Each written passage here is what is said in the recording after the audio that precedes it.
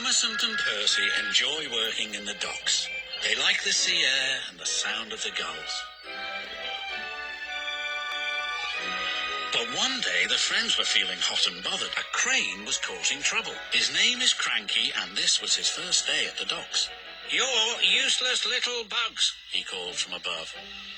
"If you put these trucks on the inside lines, then I wouldn't have so far to travel."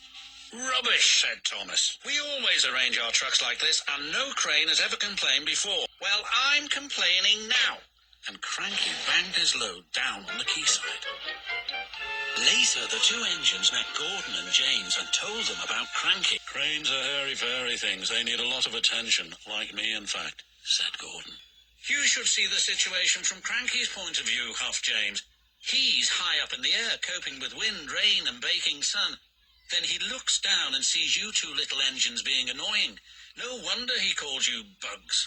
When Cranky heard that the big engines agreed with him, he grew bossier still. Come on, push those trucks closer to me." But Percy was too upset to concentrate and pushed the trucks too far. Poor Percy. Then, Cranky played a trick on Thomas. "Push your trucks onto the outside line. It's easier for me to load up." So Thomas did.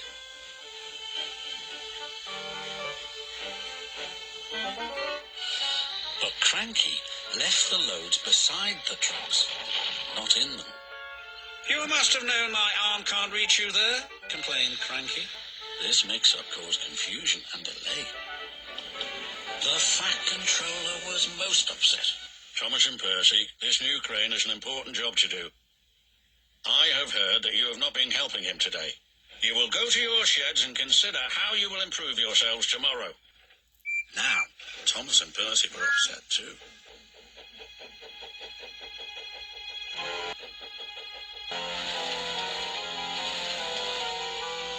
That evening, a big storm raged across the island. Cranky and the big engines were trapped at the docks. "We're sure to be safe in this shed," said Duck. But he was wrong. The engines had no idea that they were about to be put in great danger by an old tramp steamer. It was out of control and running aground straight into the sheds.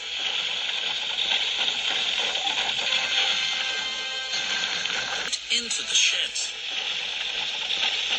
Straight into the sheds.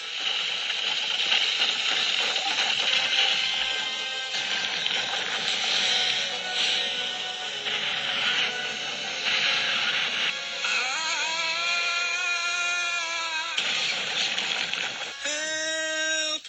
called the engines from inside the shed. "I can't," called Cranky pathetically. When the storm was over, the Fat Controller rushed to the scene of destruction. "Thomas and Percy will help you," he called to Cranky, "and then you can help the engines." "Oh, please, hurry," cried Cranky, "and tell them I'm sorry I was rude to them." "So it was you," murmured the Fat Controller. "I owe those engines an apology." Thomas and Percy soon came to the rescue. And it wasn't too long before Cranky was upright again and clearing the wreckage. At last, all the engines were free. "Oh, thank you," said Gordon. "What would I have done without you?" "Well, I had to be rescued before I could help you. But I never thought it would be by a couple of Cranky was about to say bugs, but he quickly corrected himself.